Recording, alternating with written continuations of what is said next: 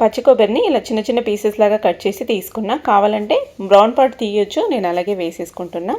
Mixie జార్లో వేసి కొన్ని నీళ్లు వేసుకొని మెత్తగా మిక్సీ పట్టుకొని దాని పాలైతే ఇలా సపరేట్ చేసుకుంటున్నాను. ఇలా వడగట్టి దాంట్లో వేసుకొని సపరేట్ చేస్తున్నాను. సేమ్ ఇదే ప్రాసెస్ ఒక 3 సార్లు నీళ్లు వేసి మిక్సీ పట్టుకొని వడకట్టుకుంటే పాలు అనేవి సపరేట్ అవుతాయి.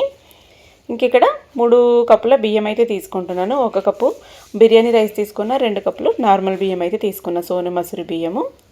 వాటిని పక్కకు పెట్టుకున్నాను. పొయ్యి మీద కుక్కర్ పెట్టేసి అందులోనే నూనె, కొంచెం నెయ్యి అయితే వేసుకుంటున్నా. కావాలంటే మీరు మొత్తము నెయ్యితో కూడా చేసుకోవచ్చు.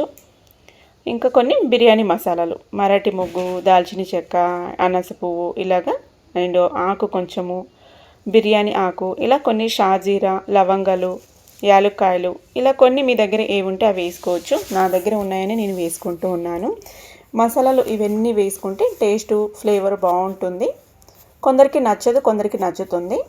ఉంటే వేసుకోవచ్చు. షాజీరా ఉంటే షాజీరా వేసుకుంటే ఇంకా బాగుంటుంది ఫ్లేవరు, లేదనుకుంటే జీలకర్ర వేసుకోవచ్చు. అవన్నీ వేగిన తర్వాత పచ్చిమిర్చి చీలికలు, ఉల్లిపాయ చీలికలు వేసుకొని ఫ్రై చేసుకోవాలి.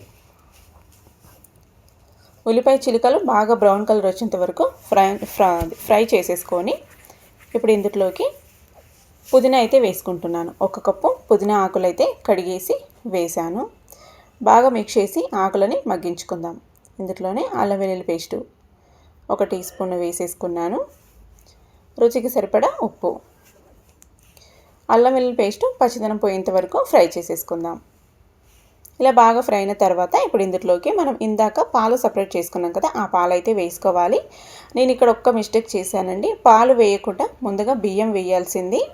మనము ఈ కొబ్బరి పాలు ఇలా వేసి మరగపెట్టి మళ్ళీ బియ్యం వేయొద్దు.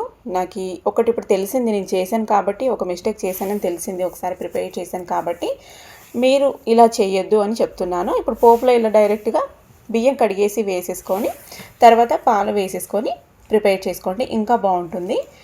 నాకేమైందంటే ఇలా ముందుగా పాలు వేసాను కదా, కొంచెం ఎందుకో పాలు విరిగినట్టు, పైన కొబ్బరిది అలా పైకి వచ్చినట్టు అనిపించింది. అందుకే చెప్తున్నాను. ఇలా మళ్ళీ బియ్యం వేసేసుకొని బాగా మిక్స్ చేసి టేస్ట్ చూసుకొని సాల్ట్ పడుతుంటే సాల్ట్ వేసుకొని మూత క్లోజ్ చేసి చూడండి 1-2 విజిల్ వచ్చేంత వరకు ఉడికించుకోవాలి. అన్నం ఉడకబట్టే టైంలో మూత పెట్టుకుంటే 1 విజిల్కే సరిపోతుంది. మీరు బియ్యం వేయించిన వెంటనే పెట్టారనుకుంటే కనుక ఒక 2 విజిల్లకి. చూసారు కదా, పొడి పొడిగా చక్కగా మంచి టేస్ట్తో కొబ్బరి అన్నం అయితే రెడీ అయిపోయింది. టేస్ట్ అయితే చాలా బాగుంది.